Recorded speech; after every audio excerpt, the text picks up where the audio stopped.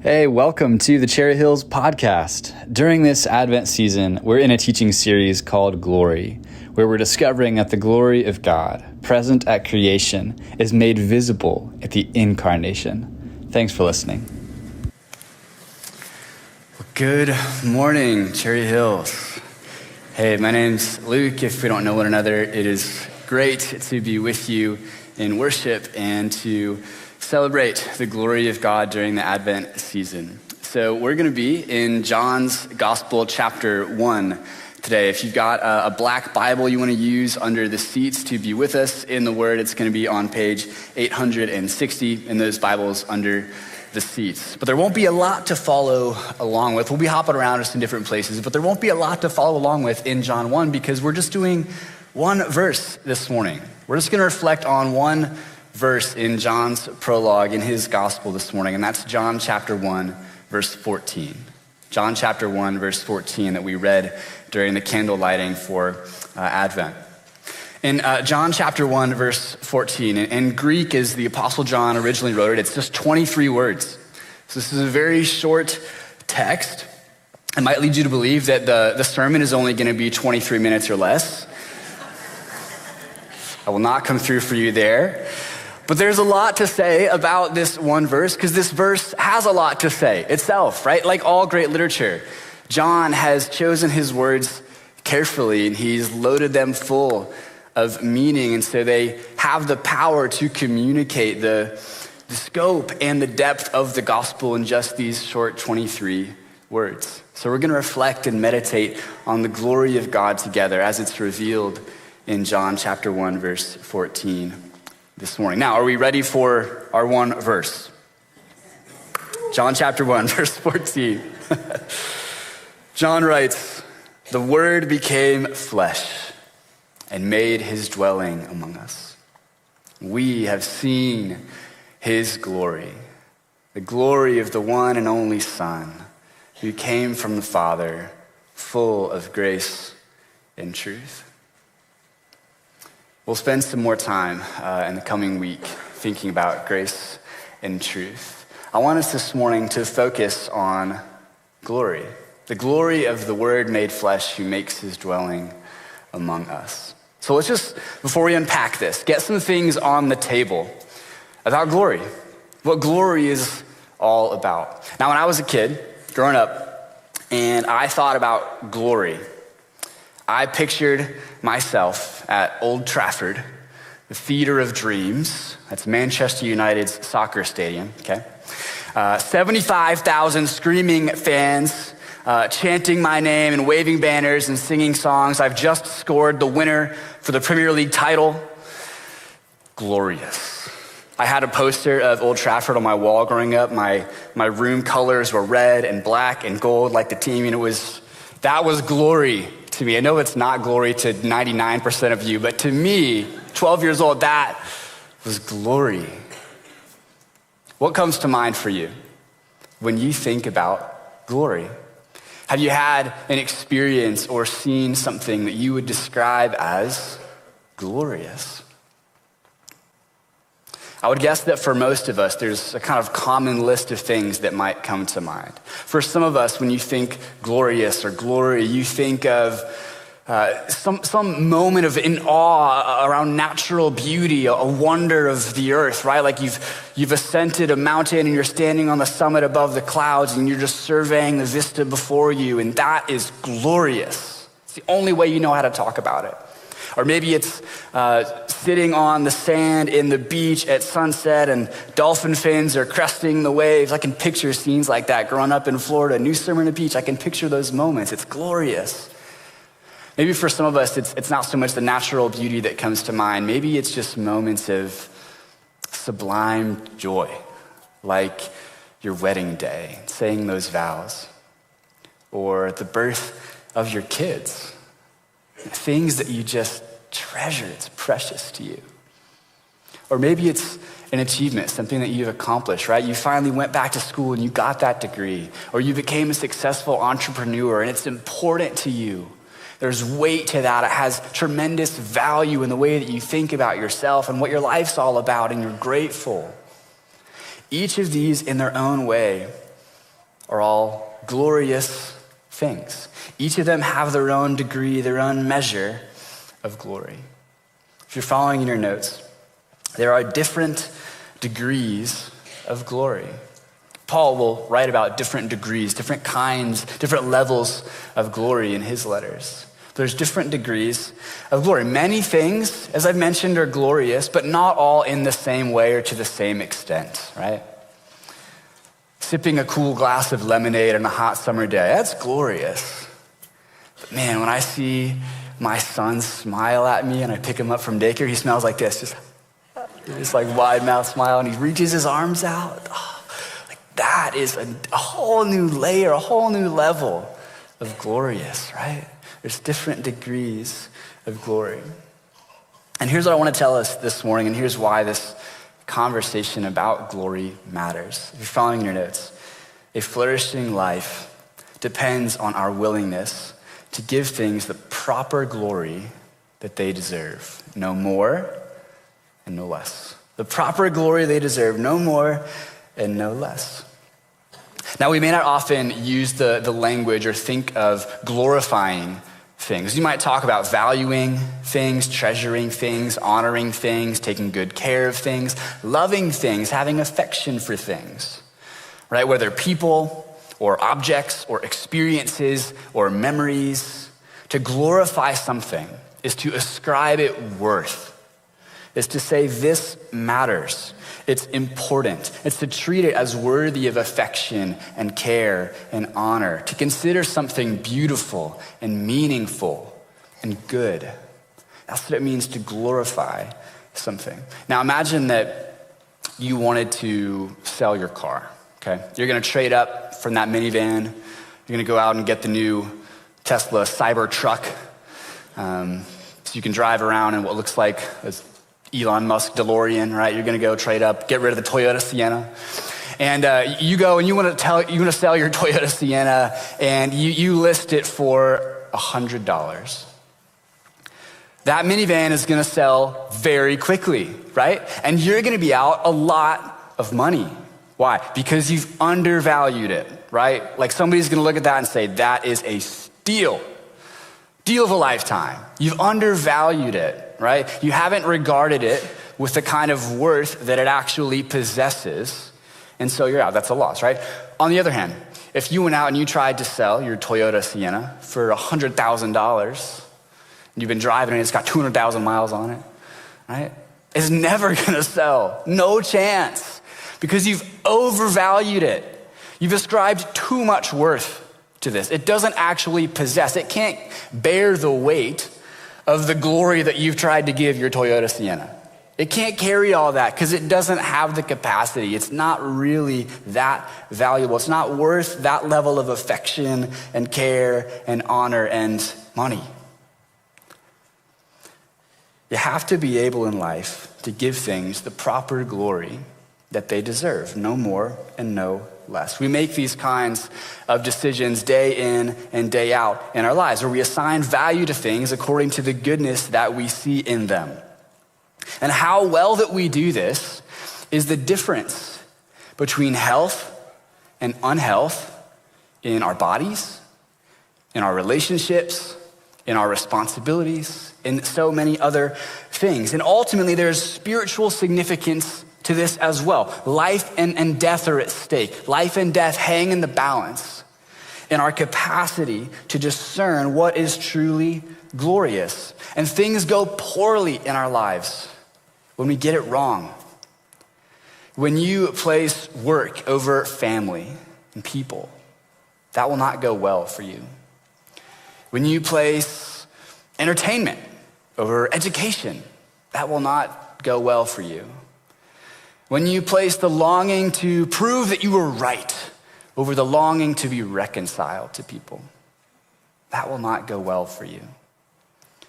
These things matter in the course of our lives, and when we get it wrong, it hurts us and it hurts people. It's what St. Augustine called disordered love. Disordered love. Our priorities, they get bent out of shape. We put things in the wrong place. That's disordered love. It's saying something's glorious and it's not really is glorious, or it's more glorious than we give it credit for. That's disordered love. Getting all those day-to-day choices right, all the myriad things in our lives, getting that right starts with getting first things first. Determining what's at the top of the pyramid. What's gonna hold the most weight, be the most important thing in our life? What is most glorious? What occupies that top spot of value and goodness and meaning and honor? What deserves our attention, affection, and devotion more than anything else, more than everything else? Getting that right is where it all starts. If we can get that one thing right, the dominoes, they start to fall. Right? Things start to find their proper place when we can put that very first thing right. Then things start to find their shape and their proper meaning in our lives. So, all this in mind, what is most glorious? According to John, the beloved disciple of Jesus, he tells us, the Word made flesh. The Word made flesh. Now that's a way of saying God. God is most glorious, no surprises there. But it's more than that. Because as Christians, we don't just worship an idea we call God. It's not just an abstract thought of divinity that we have an affection for as the people of God. No. We worship Christ and Him crucified, the Word made flesh. We fall in love with this particular person whom we can know and connect with and speak with and be sent by. That one that we call Jesus, God, the Word made flesh. That is the one whom our hearts adore. That's who John says is the top spot, the top glory in all of the universe. It's the Word made flesh. Now, as Steve taught a couple of weeks ago, Word, the Logos, that's a common, familiar title for Jesus in John's gospel and in much of the early Christian literature. This is a favorite way of referring to Jesus. He goes by many names and many titles, but the Word is one of the really big ones early in the life of the church and in the New Testament. And basically it means the eternal Son of God, the pre-existent Son of God. The Word is the meaning of life. It's the divine logic and reason that animates and creates and is the reason for everything that exists. That's the Word. And John says in verse 14 that the eternal Word, the Son of God, who existed before creation and beyond time, became flesh. He became flesh. And as he walked the earth in the first century Roman province of Judea, he was called Jesus. And when John says that the Word became flesh in the person of Jesus, he is telling the Christmas story. This is the hope of Advent, that the Word became flesh. He's referring to the Holy Spirit who hovers over Mary, who conceives and gives birth to Christ. He's talking about the baby who's born in Bethlehem. And the Word became flesh doesn't just mean that God disguised himself as a man.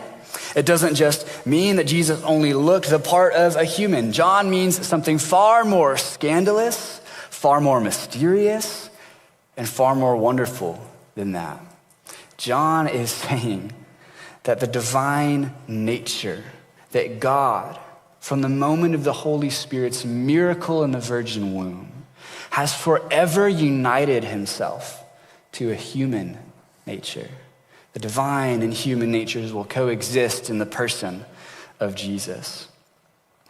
The 4th century writer in modern day France, Hilary of Poitiers, he says this: "He did not lose what he was, but began to be what he was not.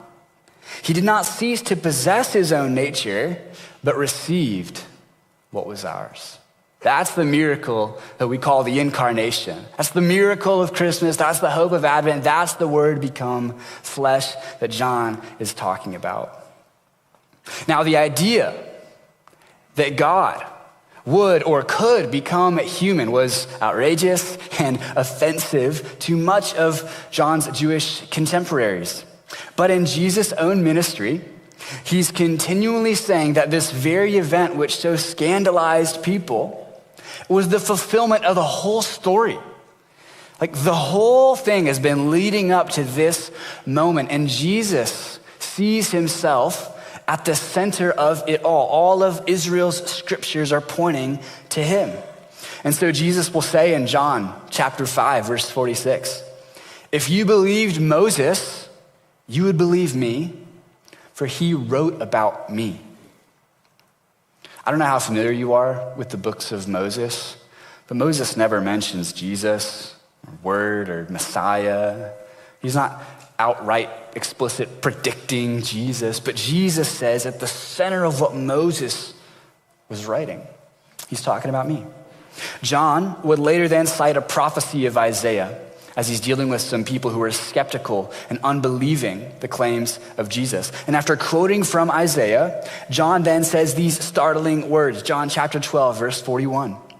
Isaiah said this because he saw Jesus' glory and spoke about him. Isaiah saw Jesus' glory. Do you remember the vision that Isaiah has of God in the throne room? He says Isaiah saw Jesus' glory and he spoke about him. The famous reformer and theologian Martin Luther, he published a German translation of the books of Moses, the first 5 books of the Old Testament, in 1523. And he wrote in the preface to that translation of the scriptures, he says this, the scriptures of the Old Testament are not to be despised, but diligently read. Here you will find the swaddling cloths and the manger in which Christ lies.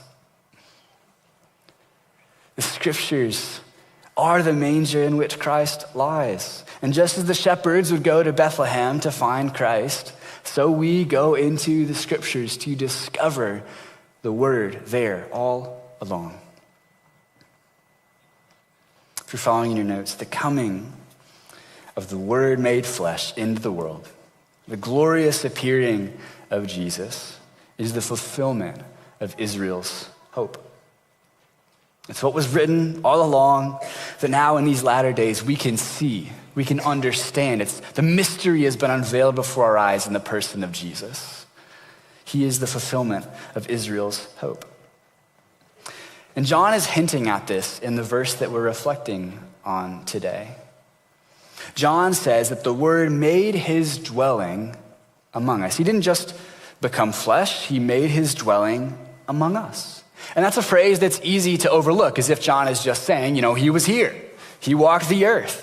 And he's saying that, but he's saying more than that. John uses this Greek verb, skenao. And it's not a particularly unusual verb or word choice to use. But what is interesting about it is it's the word for setting up a tent or setting up an establishment, settling down somewhere, moving into the neighborhood, right? Beginning to belong to a community, taking up residence somewhere. So if you are to go on a camping trip, right, and you're like unloading your Cybertruck and you're getting your tent poles out of there and you're getting the whole deal set up, you're making your fire and getting your pots and pans and your sleeping bag, you're setting up camp, that's skenao, to take up residence in a place. And what's extra interesting about this is that in the Greek translation of the Old Testament that Jesus and John and many of the apostles, the early church read, they were familiar with it, the tabernacle is called the skene. It's the noun form of the verb. It's the skene. In other words, you could just as well translate John 1:14 to say the Word became flesh and tabernacled among us. John is hinting, he is suggesting, he is echoing Exodus and wanting us to see that the glorious presence of God who was in Israel's midst in the beginning has now come in the person and the body of Jesus. The tabernacle has been established once more. There's a new temple. The locus of the presence of God is here in the physical person of Jesus, the Word made flesh. He's made his dwelling. God has come and visited his people once again. Like in the days of old, here he is now in Jesus, the Word made flesh. The sacred space a holy fire, God in our midst, Emmanuel. And the central question of Leviticus, of the books of Moses, perhaps of the whole Old Testament, is how shall we go to the presence of God's glory and not die? How is that going to be possible? Knowing what we know about God, how is it possible that we shall go to the presence of God's glory and not die? And the answer that's suggested in the Old Testament and fulfilled in Jesus is this: God's glory will come into our midst and he will die. That is the paradox. That is the mystery. That is the glory revealed in Jesus. And so John says, we have seen his glory. The glory of the one and only Son who came from the Father, full of grace and truth. We've beheld it. That word glory is doxa in Greek. It's where we get the word doxology. Doxology, to sing the glory of Jesus, right? Doxa is that thing that makes Jesus worthy of love, worthy of devotion, worthy of obedience. And John says we've seen it. John's been captivated by it. He's beheld it. Now, how is it that John says that he and others have seen the glory of Jesus? In John's gospel, there are two important ways that the glory of the Son is revealed to people. The first way, if you're following your notes, the word's glory is revealed in his miracles. John calls them signs, moments of disclosure where you get to sort of peek behind the curtain and get a glimpse that, oh, this isn't just a man. He's more than that, right? In John chapter 2, verse 11, after Jesus has turned water into wine at a wedding, John says, what Jesus did here in Cana of Galilee was the first of the signs through which he revealed his glory, and his disciples believed in him.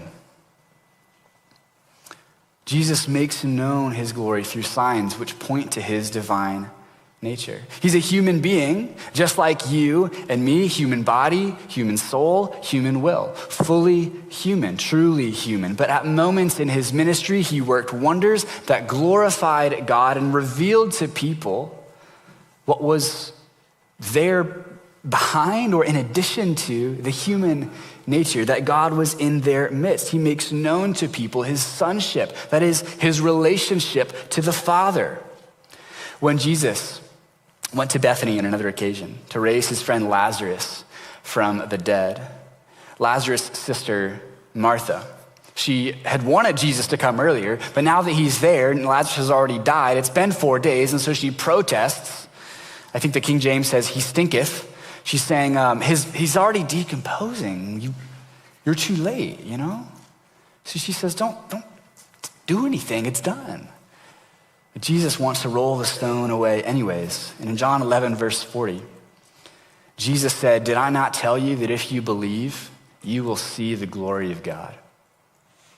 You'll see the glory of God. His signs, his miracles make known his glory. But there's a second way. There's a second way, and I think it's the chief way. It's the pinnacle. It's the way that the word's glory is revealed. If you're following your notes, the word's glory is revealed in his crucifixion. It's revealed in his crucifixion. Does that surprise you? It absolutely startled, staggered, baffled the apostles and Jesus' own contemporaries. Didn't know how to make sense of it. There's no category for this kind of thing. John remembers Jesus' entry into the city of Jerusalem before he is to be killed. And as he remembers this moment in his gospel, right, he recounts how Jesus is greeted by the people with celebration and welcome. A king has come. And so they say, Hosanna to the Son of David. And John remembers this. And then he writes in chapter 12, verse 16, at first, his disciples did not understand all this. Only after Jesus was glorified did they realize that these things had been written about him and that these things had been done to him. Only after he was glorified. Did you catch that? Only after he's glorified. See, John had already seen Jesus' glory time and time and time again in miracles. He'd seen the feedings, he'd seen the healings, he'd even seen the resurrections. He'd seen Jesus do big things. But if you're asking John, Jesus hasn't yet been glorified. We talked about degrees of glory. There is still a glory par excellence. There is a glory yet to come, where the true nature, the true identity of Jesus as the manifest glory of God is going to be made known to people. And you might think that this is merely or only talking about Jesus' resurrection or his ascension, and it is, but it includes the prior. It includes what comes before. And this is the essence of Jesus' glorification. It's the moment of his glorification, the cross. That's what John and Jesus himself believed was the beginning of Jesus' true glorification. Look at what Jesus teaches in John chapter 12. It says in verse 23, Jesus replied, "The hour has come for the Son of Man to be glorified." The hour has come to be glorified. He goes on in verse 27 and says, "Now my soul is troubled. And what shall I say? Father, save me from this hour." No. It was for this very reason I came to this hour. "Father, glorify your name." And then a voice came from heaven. "I have glorified it and will glorify it again." So in what moment, in what hour of Jesus' life would we say that the glory of God is most on display, that God is most glorified? It's at the cross. It's at the cross when the Word who became flesh and made his dwelling among us is exalted on that pole, and he's given the crown of thorns, and he's anointed in his own blood, and he's declared the King of the Jews. That, for Jesus, for John, for the church, is the revelation of divine glory. Right? There's glory revealed when Jesus is born and the angels sing. There's glory revealed when Jesus heals the sick and casts out demons. But there is an altogether different glory that is made known when Jesus gives up his life for the sake of those whom he loves, to gather together for God a people, to bring the fold together, to bring us into his midst. He offers up himself to make this happen. And the reason it's so glorious, and Paul is just beside himself, read Paul's letter, he can't even fathom this, right? The reason it's so glorious is because in the cross of Christ, all the wisdom and power of the world is put to shame. And all you're left with is the grace and the truth of God that's made known. If you're following in your notes, Christ crucified is the preeminent revelation of the glory of God. Here's what this means. Don't look past the humanity of Christ to see the glory of God. Look at the humanity of Christ to see the glory of God. It's not in spite of the incarnation and the crucifixion that God's glory is revealed. It's through the incarnation and crucifixion that his glory is revealed. The glory of God is, in one sense, hidden in the manger, but in an altogether different sense, it's heralded in the manger. And that is what we are celebrating in the season of Advent and at Christmas time. If you're following your notes, if we truly beheld the glory of the one and only Son, as John has, if we loved Christ as supremely glorious, we would flourish. It's the difference that it would make. We would flourish. And I'm not talking about health and wealth. I am talking about a life of good. a life of beauty, a life of meaning, a vitality, and a virtuousness, despite all of the simplicities and the sufferings that we face in life. Ultimately, I'm talking about an unending life, a life that overcomes death. Even if your body is sown in dishonor, Paul says in 1 Corinthians, right? It is raised in glory. Doxa. Raised in glory. So being enraptured with the glory of God in Christ, that gives us both a future hope and a present reordering of our lives right now around the person of Jesus. Pastor J.R. Vassar, he puts it this way, says this so well. What matters most is what is real. If we are going to be whole and flourish, we must move in the direction of ultimate reality, which means we need to center our lives on the right thing. We must glorify what is most glorious. We must love what is most lovely. We must value supremely what is supremely valuable. The only way out of thinking too much about our own glory and loveliness and value is to be captured by a vision of the glorious, lovely, supremely valuable God. That's the way out of obsessing about our own glory, which we are so apt to do, and getting all our priorities wrong and valuing things too much and too little, being captivated by the wrong things. The only way out is to be captivated by what is supremely glorious. I was looking at some photos from the past year, and each one, it evokes a different memory. It's resurfacing feelings and thoughts for me, right? It's reawakening love when I see that picture of Henry or Mara or friends, the places I was able to visit, the family I was able to spend time with. Like new joys are coming to the surface. I'm stepping back into these moments from the past, and it's doing something to me in the present. It awakens that new love and joy and renews my affection for the people in those memories as I'm looking through those photos. And for the same reason, we tell the story over and over and over again about the baby born in Bethlehem and the man who died on the tree. Because as we rehearse this narrative, this announcement of the gospel, and remembering the gospel, the glory of it all comes alive in our hearts again. And we are changed on account of it. It renews our affection for the Lord of glory. And our only hope to be free of sin, the disordered love of lesser things, is to be captivated, to behold the glory of the one and only Son who came from the Father. It's what the 19th century Scottish Presbyterian minister Thomas Chalmers, he called the expulsive power of a new affection. The expulsive power of a new affection. So let me return to the earlier question.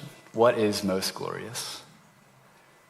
I spent all this time talking about what John thinks is most glorious. What do you think is most glorious? What has the spot of supreme value and worth and affection and devotion in your life? What has captivated your attention? What does your heart adore? And to answer that question, you can't give me a creed. You can't tell me what you profess. I'm not asking about your confession of faith. To answer that question, you have to look at your budget, your calendar, and your screen time. To answer that question, you have to consider your motivations for the work that you do or the art that you make or the principles behind your parenting. You have to think through what makes you tick, the things that keep you up at night and that occupies your daydreams, what steals our time and demands our affection and attention. That is what we most worship. That's what we consider supremely glorious. Now, I've noticed for me, I have a tendency to do really well at serving people and helping people in the church and beyond. because it's easy to know I'm going to get a pat on the back for that, isn't it? It's easy to help people and to come through for people and to be dependable and to do the right thing when you'll be celebrated for that, when you'll receive some glory and admiration for that, when you'll get a nice card or somebody's going to applaud you. Then it's easy to come through and to do those things. But man, if you saw me at home, it is a lot harder to get my butt off the couch and go help Mara clean the kitchen. Because I'm not going to get a trophy for that. Nobody's going to send me a note in Pastor Appreciation Month, you know? Those are the things that lie in the hidden parts of our lives where there's no real glory to be found from other people.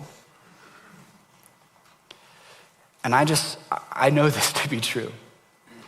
If I were more in love, and if I really beheld the glory of God and didn't need to seek my own glory and praise from people, it would be much easier for me to serve and help and live the way of Jesus in the hidden parts of my life. And I would care a lot less about how well I express that in the visible parts of my life. Do you understand?